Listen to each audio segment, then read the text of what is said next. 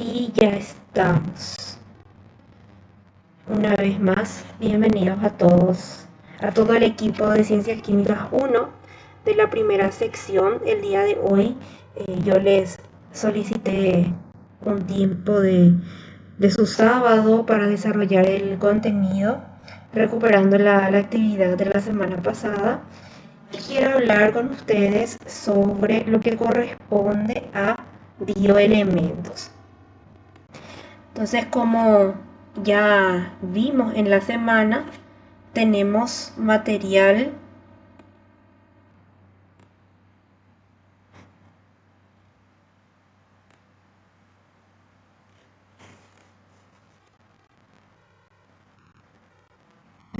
se dejó de compartir mi pantalla un ratito y ya vuelvo a compartir.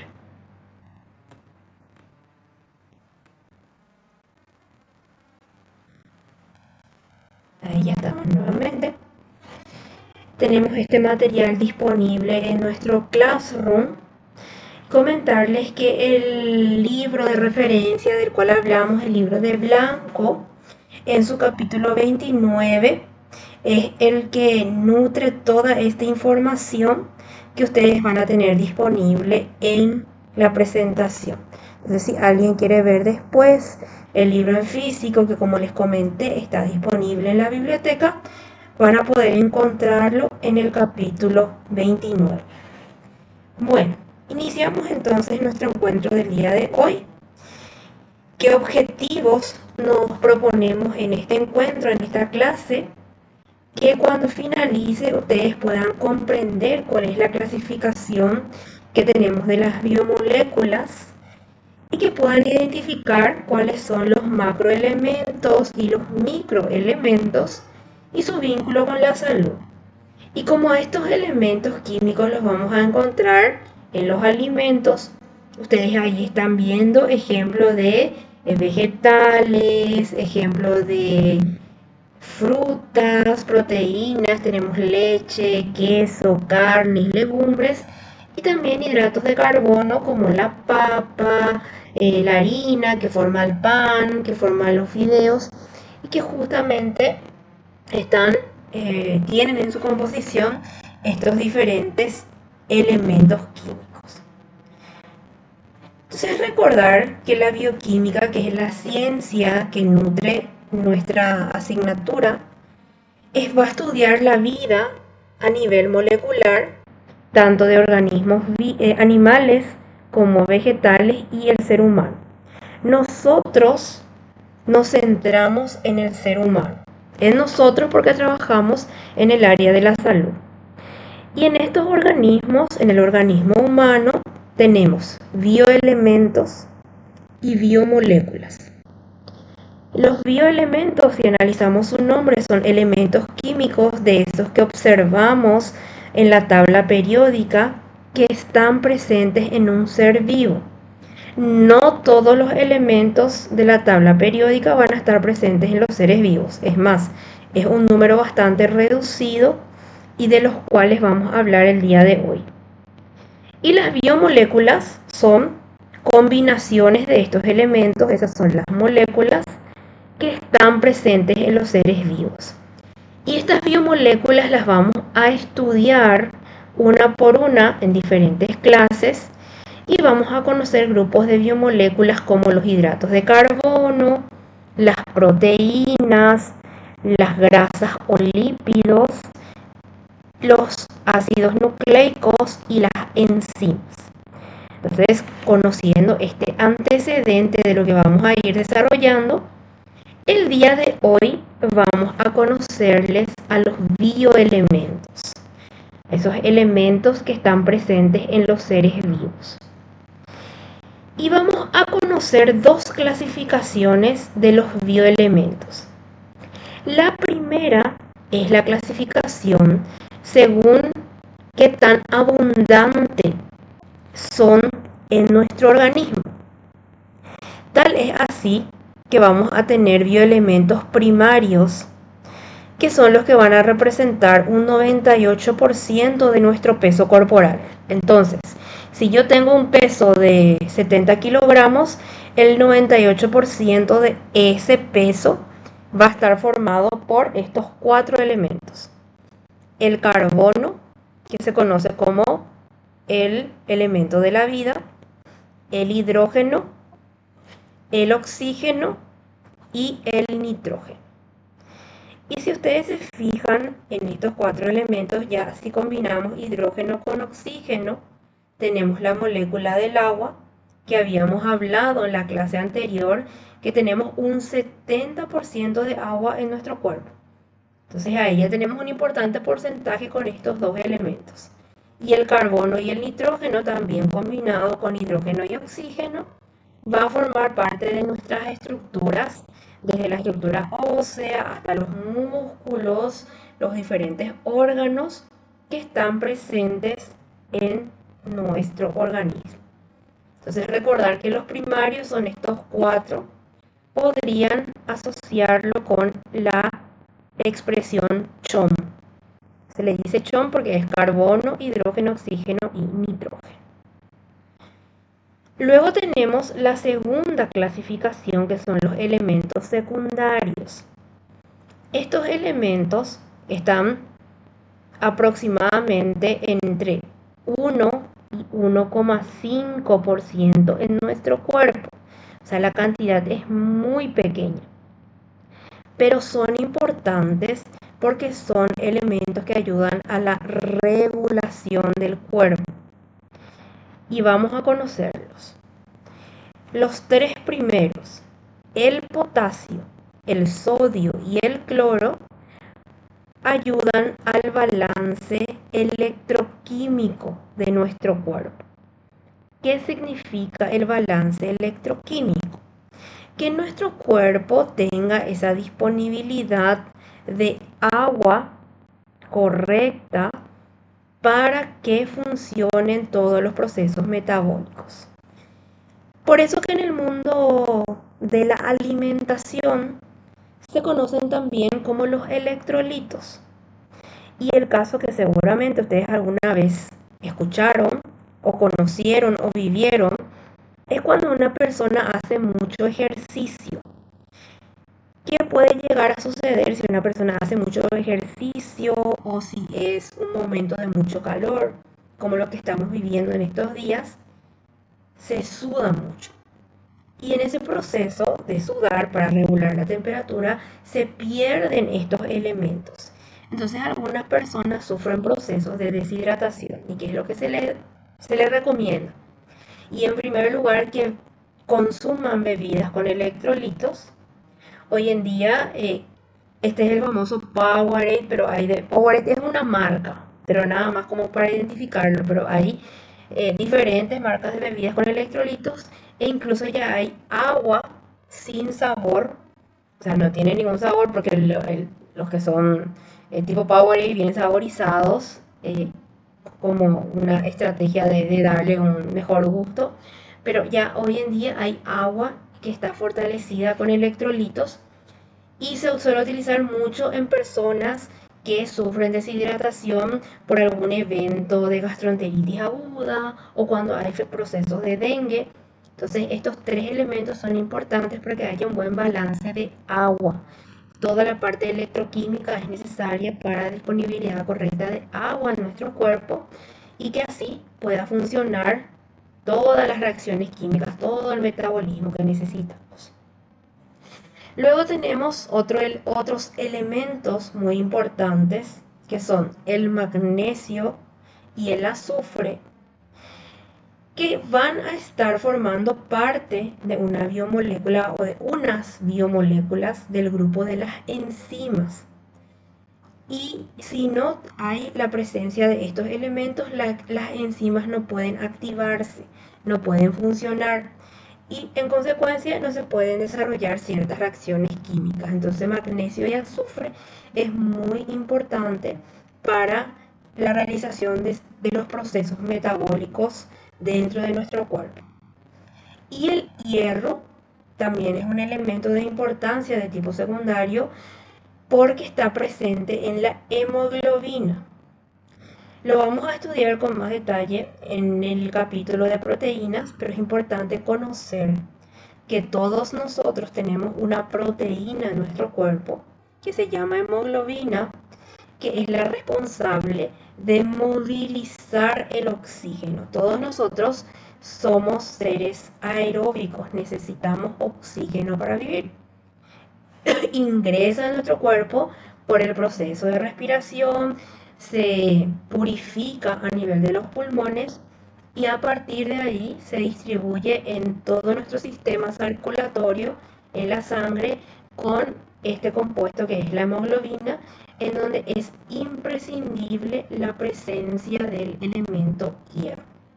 Entonces, estos son 6 elementos que necesitamos entre un 1 y 1,5% de nuestro peso corporal, pero de gran importancia. Y luego tenemos un tercer grupo que lo necesitamos aún menos, es el grupo de los oligoelementos. Y este grupo lo necesitamos un 0,5%. Y se les llama vestigiales. Vestigiales son como residuales. Se necesitan en muy poca cantidad. Se les llama también microconstituyentes, pero están asociadas con funciones enzimáticas de metabolismo y funciones hormonales. Ejemplo, el yodo. El yodo se necesita en muy poca cantidad, pero es imprescindible para un correcto funcionamiento de nuestras tiroides, de las glándulas tiroides, para que haya una buena disponibilidad hormonal de las T, de la T3, de la T4 en nuestro organismo, y necesita presencia de yodo. El cobre, que es importante para que se dé todo el aprovechamiento de los hidratos de carbono, específicamente de los azúcares.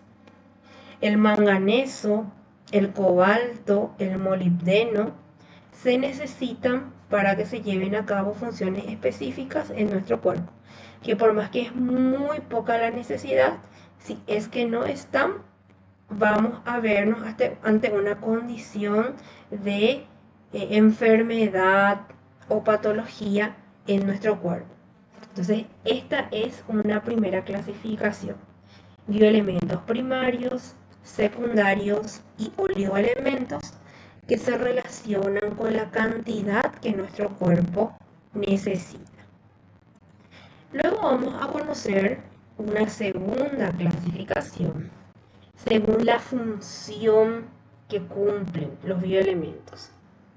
Y aquí podemos tener el grupo de los bioelementos que cumplen una función estructural o plástica, los bioelementos que cumplen una función catalítica y los elementos que cumplen una función osmótica. El primer grupo, la función estructural. ¿Qué es la estructura de nuestro cuerpo? Es todo lo que nos permite poder tener un organismo funcional. Primeramente nuestros huesos, que es los que nos dan soporte, nos permite poder estar de pie, poder tomar varias posturas y poder movilizarnos, poder caminar.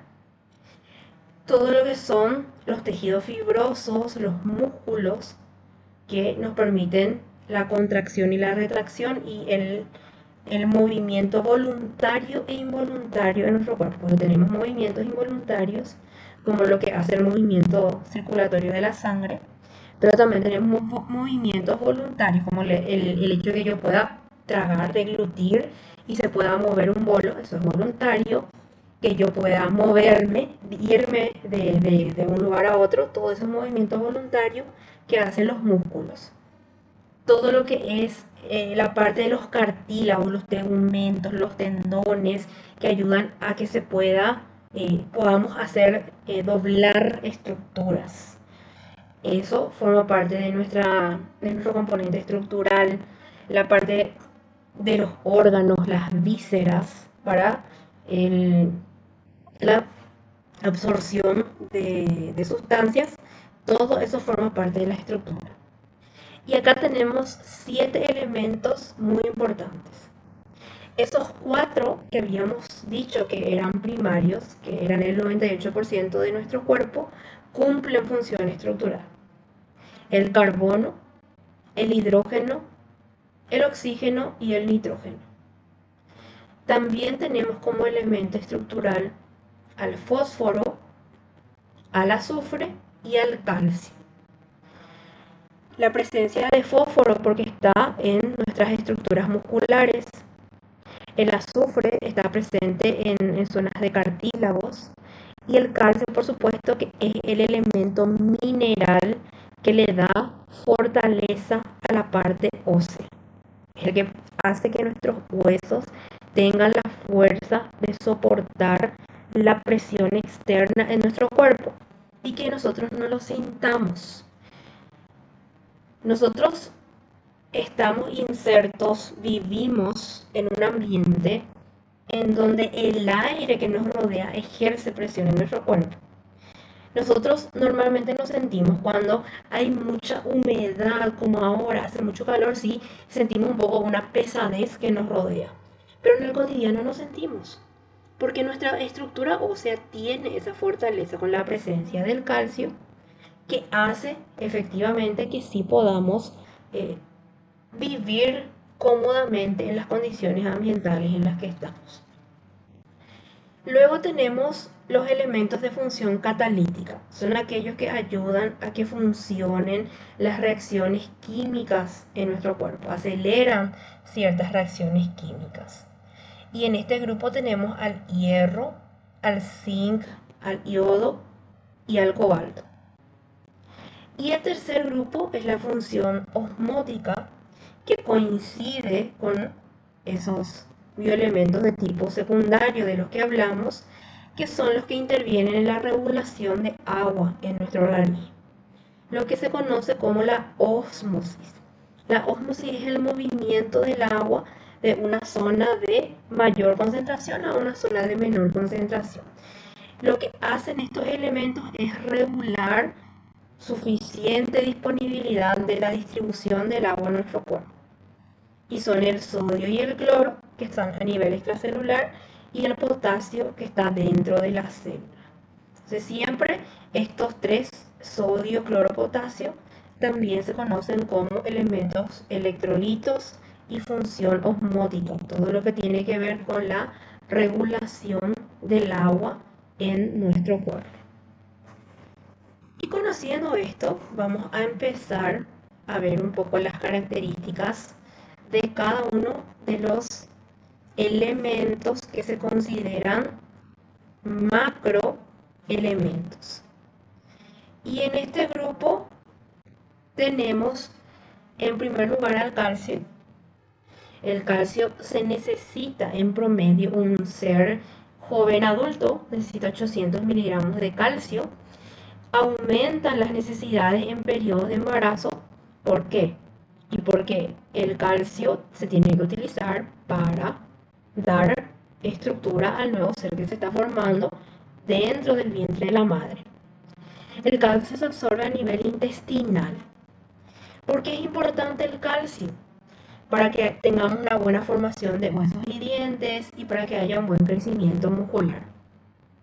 ¿Dónde vamos a encontrar fuentes de aporte de calcio? En la leche, sus derivados, en las sardinas, el salmón, que no es un alimento que tengamos mucho en Paraguay y es muy caro, pero sí tiene buen contenido de calcio, las nueces y los cereales. Por eso que siempre a las embarazadas se les recomienda el consumo de los cereales en estado salvado. No el cereal que ya ha sido refinado, sino un cereal que tenga la cáscara que tiene un alto contenido en calcio.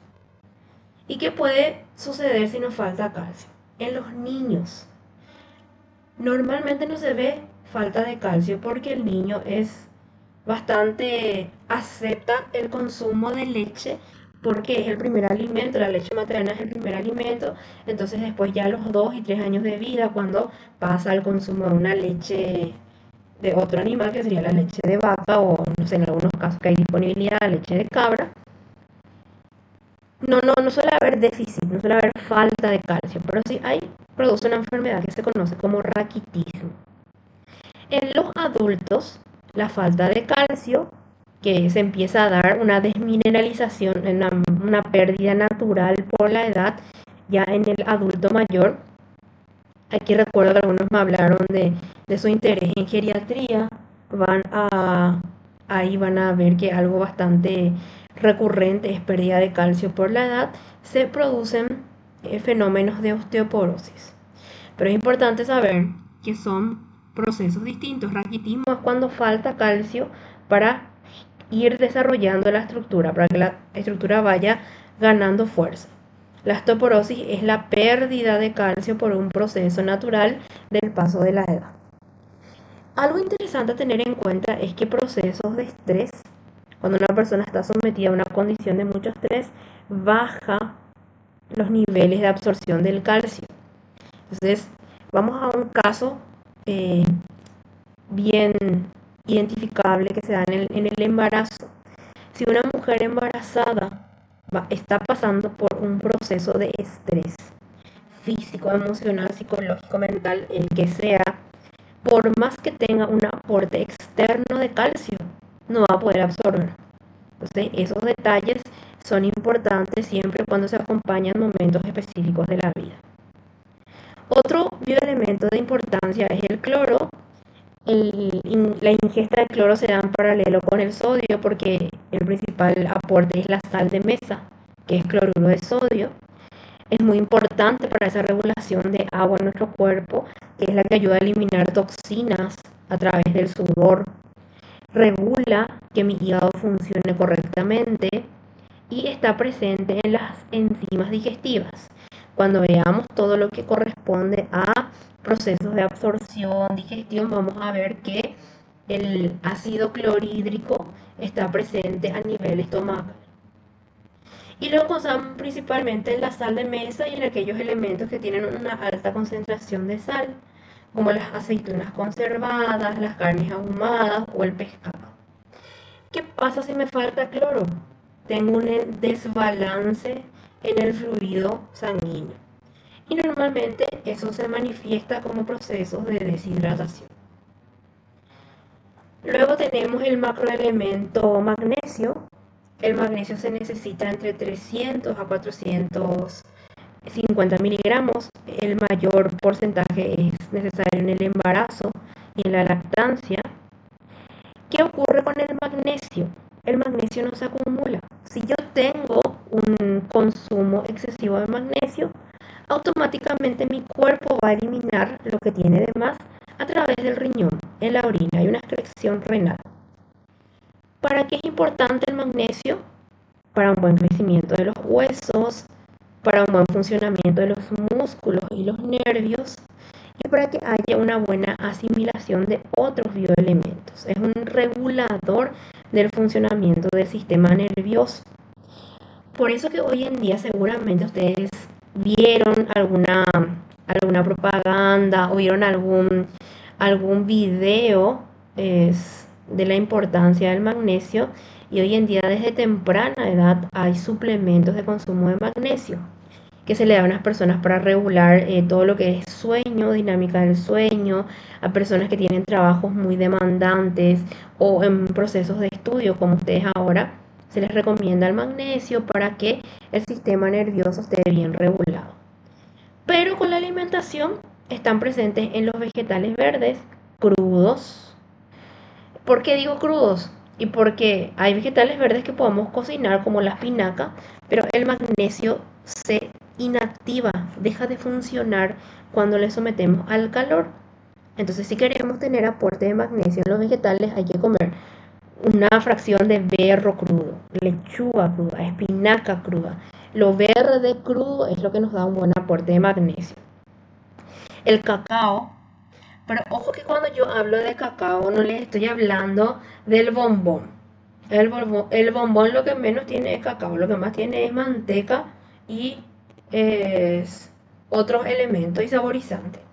El cacao es consumir, alguna vez vieron en el súper, son esas barras de cacao que tienen entre 70 y 90% del cacao. No son dulces, personalmente no son muy ricas, pero ese es el cacao que tiene un importante aporte de magnesio. Los cereales también aportan magnesio, las carnes, la leche, el huevo, las almendras, los mariscos, que tampoco son un alimento muy consumido en Paraguay, pero estos son los que tienen un alto contenido de magnesio. ¿Y qué pasa si me falta magnesio? Lo primero que va a aparecer es la fatiga. Y aquí hay dos conceptos que se asocian a la disponibilidad de estos elementos que tenemos que conocer, tanto porque vamos a trabajar en salud como por nuestro propio cuerpo para poder identificarnos. Tenemos el proceso de la astenia, sin H, y la fatiga. La astenia, que está asociada a varios procesos, es cuando yo me levanto y ya no tengo luego ganas de hacer nada. No me quiero luego levantar, esa es la astenia. Y la fatiga es el proceso en el cual yo hago mis actividades del día, tengo la fuerza para hacer mis actividades del día, pero llegado un momento ya estoy cansado. Lo que debería ocurrir es que termino yo mis actividades y termino con una fatiga normal de que me moví y claro, me van a doler los músculos. O hice mucho trabajo intelectual como ustedes y me puede doler la cabeza o puedo tener ganas de dormir. Pero cuando pasó un tiempo de 2, 3 horas de que yo me haya levantado, hice cosas, ya estoy cansado, ya estoy fatigado, ya no quiero hacer nada, eso es un proceso de fatiga. Le acompaña la debilidad muscular, no tengo fuerza para caminar, es como que me tiemblan las piernas, hay procesos de depresión, es esa persona a la que no le gusta nada, no quiere hablar con nadie. Y hay dinámicas de insomnio. El magnesio está muy vinculado con la salud del sueño. Por eso que si ustedes conocen a alguien o si ustedes a veces tienen un proceso de que no están pudiendo dormir, es decir, se acuestan las 10, las 11 de la noche y son las 3 de la mañana, y no porque ustedes estén jugando con su teléfono, que es otra cosa, ¿verdad? Pero ustedes están acostados con la luz apagada y siguen pensando y no pueden dormir, es momento de ver si es que no están teniendo algún problema de suficiente magnesio en el organismo, ¿verdad? Porque el magnesio ayuda a regular esa dinámica del sueño. ¿Qué otro elemento a nivel macro tenemos como necesario? Tenemos al fósforo, necesitamos un promedio de 800 miligramos y en el embarazo 1200 aumenta la necesidad. El fósforo también es otro elemento que cuando hay exceso se excreta por la orina, nuestro cuerpo no almacena. Es muy necesario para la producción de energía porque es importante componente del ADN, pero también ayuda al fortalecimiento de los huesos y de los dientes y ayuda al funcionamiento de los riñones.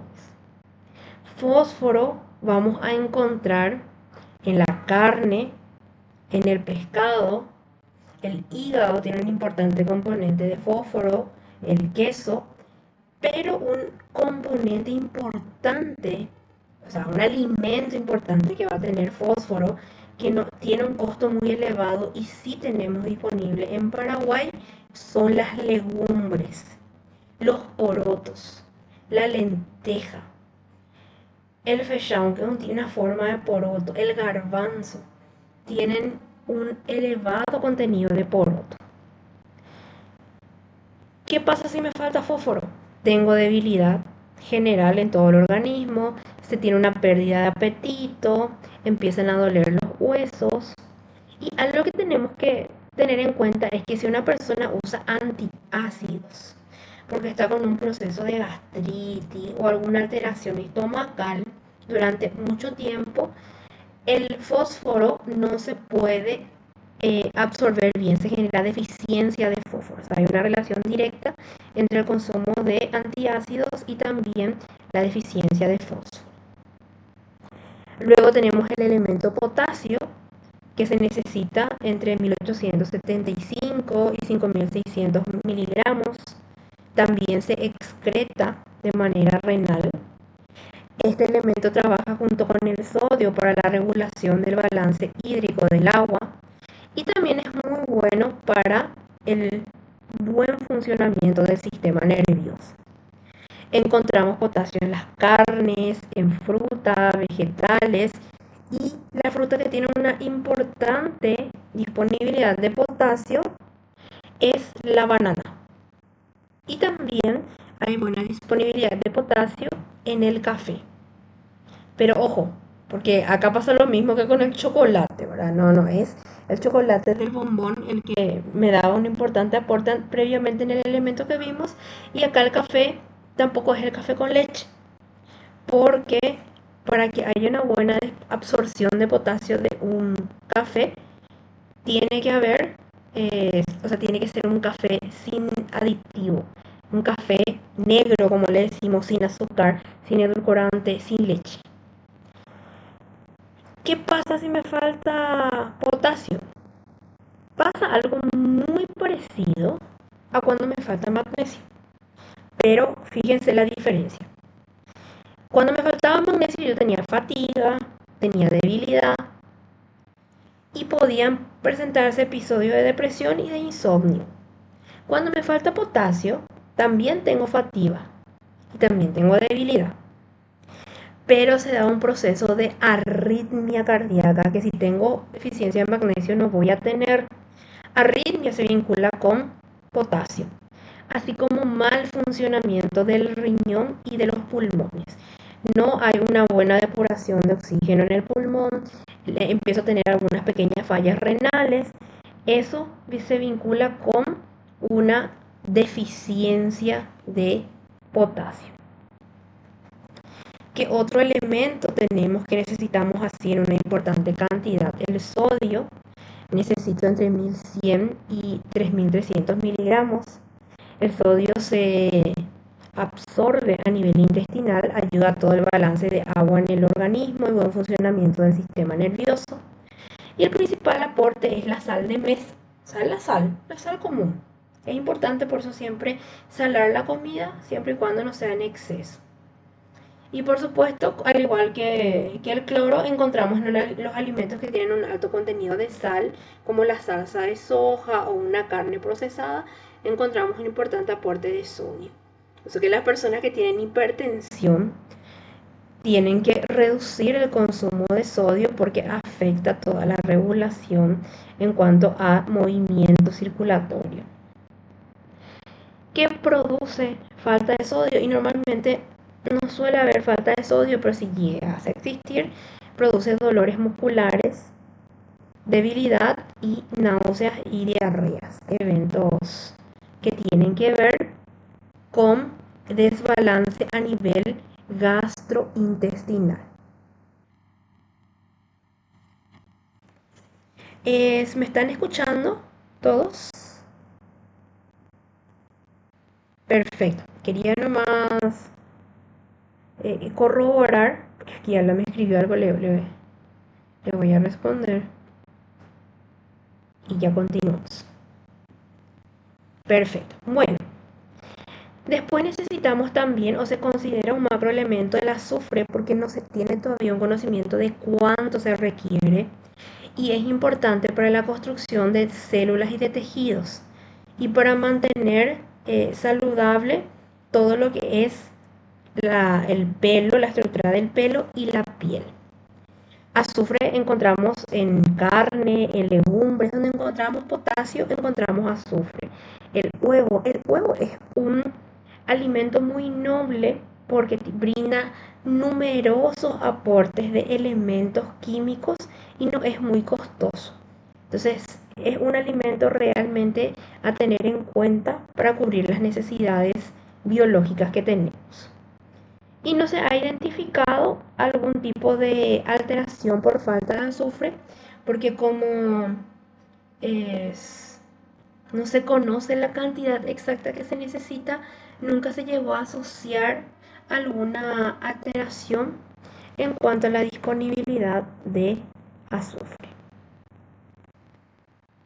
Luego vamos a hablar de los elementos que necesitamos en menor cantidad y por eso se llaman microelementos. Aquí vamos a identificar, por ejemplo, al cromo. El cromo solamente necesitamos entre 0,5 y 0,2 miligramos por día, pero es muy importante para que haya un buen metabolismo de glucosa y podamos tener un buen nivel de azúcar, para que nuestro azúcar no esté muy por debajo ni muy por encima. Cromo encuentro en alimentos de origen animal. El único vegetal que sí me da cromo es la papa. Pero es, después lo voy a encontrar en la carne, en el hígado, en el huevo. Ahí encuentro cromo. Y si me falta cromo, que a veces se ve en personas que tienen dietas vegetarianas, en donde tal vez no hay disponibilidad de un consumo de papa, porque uno no va a comer papa todos los días, uno va a comer papa 3 veces a la semana. Entonces ahí se suele ver alteraciones en la glucosa. Luego tenemos al cobre, que necesitamos por día entre 2 y 3 miligramos. El cobre se excreta por la bilis y también a nivel intestinal. Y el cobre es importante porque ayuda a tener una buena absorción de hierro. Esta es una dinámica que se ve también con algunos elementos, que algunos colaboran con otros. El cobre le ayuda al hierro y también es muy bueno para prevenir todo lo que es el degeneramiento de proceso natural del sistema nervioso. Lo encontramos en hígados, en nueces, el maíz tiene cobre, los chocolates, vuelvo a aclarar, chocolate de alto contenido, y cereales. Déficit es poco conocido en el ser humano, pero en algunos casos de estudio se vio que la falta de cobre producía anemia o se asociaba con anemia porque como está vinculado con la absorción de hierro, si hay poca disponibilidad de cobre no se absorbe bien el hierro, entonces las personas tienen la hemoglobina baja y hay procesos de anemia. O cuando hay un desarrollo anormal de tejidos, o cuando los tendones y las arterias no tienen una buena elasticidad, no tienen un buen movimiento. Otro microelemento es el flúor, que se necesita entre 1,5 a 4 miligramos, que ayuda a que los huesos tengan ese endurecimiento, esa fortaleza, y también protege toda la fracción de los dientes, o sea, evita ese daño que da origen a las caries. Nosotros no tenemos el consumo de agua fluorizada en nuestro país, tenemos el principal aporte con las pastas dentales, porque no somos un país tampoco de alto contenido de gelatina. Las gelatinas tienen flúor y el té natural, que nosotros le llamamos té al consumo de ciertas hierbas aromáticas, un té de manzanilla, un té de boldo, no, el té de la planta del té es el que sí tiene un contenido de flúor. Y si hay falta se va a ver que hay debilidad, se van a romper fácilmente, se van a picar y van a estar porosos los dientes cuando hay una falta de flúor. Luego vamos a tener al yodo. El yodo necesitamos en promedio 1,5 para que haya un buen crecimiento. ¿Por qué? Porque el yodo regula el funcionamiento de la glándula tiroides. Y la glándula tiroides, cuando estamos en etapa de la infancia, ayuda al crecimiento. Y en el adulto a un buen funcionamiento y mantenimiento de todo lo que son estructuras como la piel, el pelo, las uñas. El yodo es muy poco común encontrar en una fuente alimentaria. Es más, la falta de yodo produce una enfermedad característica que se llama bocio, que es la inflamación, inflama la glándula y genera una estructura. Aquí el bocio se caracteriza por tener como una bola en la zona del cuello, que es la inflamación de la glándula tiroides. En Paraguay, en los años 60, 70, se veía mucho la presencia del bocio en la población, porque como nosotros somos un país que no tiene acceso al mar, entonces no hay presencia de yodo en nuestra alimentación, porque los mariscos son los que sí tienen un poco de yodo como fuente alimentaria. Entonces se vio como una medida de salud pública la necesidad de adicionarle a la sal el yodo. De ahí que si ustedes se van a su casa y se fijan en la bolsita de sal que se usa, dice sal iodada. Esa sal está enriquecida con el porcentaje necesario de yodo que necesitamos para un buen funcionamiento de nuestro organismo. Por eso que siempre también, algo que hablamos en estos días, que está muy de moda, la sal rosa, la sal del Himalaya, tener cuidado con el consumo de esas sales, porque no siempre todas están iodadas. Siempre hay que ver o hay que leer, cerciorarse que la sal está iodada. La sal común, vamos a decirle la sal blanca, sea gruesa o sea fina, está iodada por normativa de salud pública en nuestro país. Luego tenemos al microelemento hierro, que necesitamos 18 miligramos diarios. Aumenta la necesidad en el embarazo de 30 a 60. ¿Por qué? Porque es constituyente de la hemoglobina y también ayuda a combatir infecciones, colaborar con crecimiento, prevenir fatiga. El hierro, como principalmente está en la hemoglobina, el alimento que nos va a dar un importante contenido es la carne roja, pero también los productos vegetales que tienen el pigmento, un pigmento llamado licopeno, un pigmento rojizo, tienen un contenido de hierro. El tomate tiene hierro, las frutas como la ciruela, la manzana, la frambuesa. No tenemos tanto en Paraguay, pero las frutillas que tienen ese pigmento rojizo tienen un importante contenido de hierro. Las legumbres, los cereales y los frutos secos también tienen hierro. Y si me falta, la patología que se va a encontrar cuando hay déficit de hierro es la anemia, es esa sensación de fatiga, y algo muy llamativo es que va a empezar a quebrarse la uña y el diente. Entonces, no sé si alguna vez vieron que una uña va perdiendo como capas de, del tejido, o uno puede pelar su uña. Eso se ve mucho en personas que tienen anemia y sobre todo se ve en las mujeres, porque las mujeres por el periodo menstrual son más propensas a tener procesos de anemia. ¿Qué otros elementos tenemos? Tenemos al selenio. El selenio se necesita entre 0,5 a 2 miligramos. El selenio trabaja con la vitamina E para prevenir daño celular, lo que se llama prevenir los radicales libres. Nunca se comprobó que haya falta de selenio. Se consume sobre todo, ¿qué alimentos tienen mucho selenio? La cebolla y el ajo. Y son alimentos que están cotidianamente en nuestro consumo alimentario.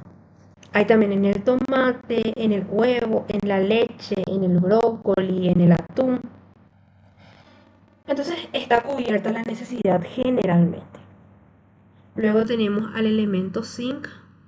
Zinc necesitamos entre 15 y 20 miligramos. El zinc es de relevancia en los niños para un buen crecimiento de los órganos sexuales, de los órganos reproductivos. Y también ayuda mucho al varón. ¿Para qué? Para el buen funcionamiento de la próstata. Y se conoce también hoy en día que colabora con procesos de inmunidad. Por eso que se va a ver muchas veces en los consumos de vitamina C, que se recomienda para mejorar la inmunidad, que están enriquecidas con zinc. El zinc tiene aporte a través del origen animal, carne, hígados, y directamente si tengo una alteración o un déficit de zinc, se me disminuyen las defensas y soy más propensa a estar sufriendo infecciones o algún tipo de alteración, patología por virus. Me engripo mucho más rápido, por decirlo sencillo, que es alguna enfermedad muy común, ¿verdad? Si no tengo una buena disponibilidad de zinc. Y también se ven procesos de pérdida de peso cuando hay falta de zinc. Entonces, si hacemos un recuento de algunas características clínicas de estos elementos que estuvimos conociendo, el sodio, que es necesario para el balance de agua en nuestro organismo, está muy vinculado con un aumento de la presión arterial que influye en el volumen vascular, en el volumen de la sangre.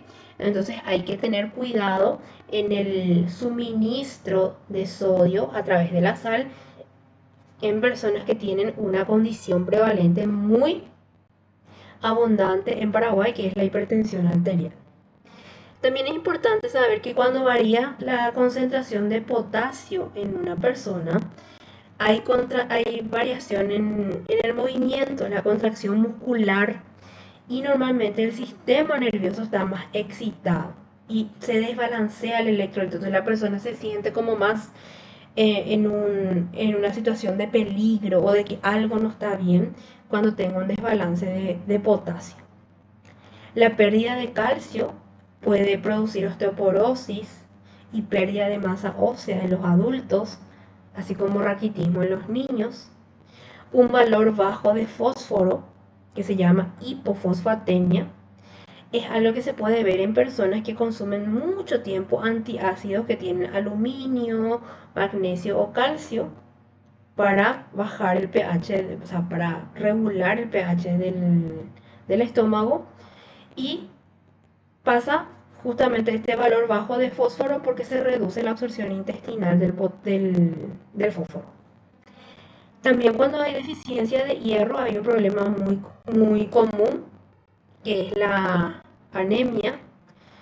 Normalmente eso se asocia con carencias nutritivas, porque la mejor forma de absorción de hierro es a través de la carne. Y en personas que no consumen carne, la disponibilidad de hierro es deficitaria, es decir, se disminuye el aporte de hierro, que también se puede encontrar en algunas fuentes de origen vegetal, pero muy pocas, y normalmente las personas vegetarianas por eso necesitan suplementos de estos elementos para el buen funcionamiento de su organismo. Bueno, entonces con los que vimos hasta aquí, tenemos una hoja de trabajo que está en la guía disponible, es la hoja de trabajo 3 de bioelementos, en donde tienen dos actividades que ustedes van a llevar como tarea. La primera es elaborar un mapa conceptual sobre bioelementos primarios y secundarios y sus funciones. Recuerden, bioelementos primarios son esos que forman el 98% de nuestro cuerpo y cumplen función estructural. Los secundarios son los que necesitamos 1 a 1,5 y cumplen función osmótica y electrolítica. Ustedes van a hacer como un mapa mental y eso les va a servir para recordar esa importante clasificación de estos elementos químicos. Y luego tenemos unos casos. Les cuenta, por ejemplo, un niño que sufre raquitismo y les cuenta también que el metabolismo de la glucosa está alterado. Entonces, ¿qué elemento les puede estar faltando? Según lo que estuvimos viendo. Después les dice un adulto mayor, un anciano, tiene debilidad muscular, le duele el hueso y tiene arritmia. Acá hay algo característico que es lo que va a definir qué le está faltando, qué elemento que le está faltando, que es la arritmia cardíaca. Y el tercer caso cuenta que una embarazada que tiene hábitos vegetarianos, es decir, no consume carne, tiene anemia y tiene fatiga. ¿Qué le está faltando? Entonces, 3 casos que ustedes van a llevar como tarea el miércoles. Yo estos 3 casos voy a resolver con ustedes, o sea, voy a volver a leer y vamos a hablar de cuáles son los elementos que le están faltando a los diferentes ejemplos que estamos teniendo. Entonces llegamos hasta aquí en esta clase de recuperación. Agradecerles a todos los que me han acompañado, decirles que esto va a quedar grabado, de hecho ya se está grabando, y yo voy a compartir el enlace con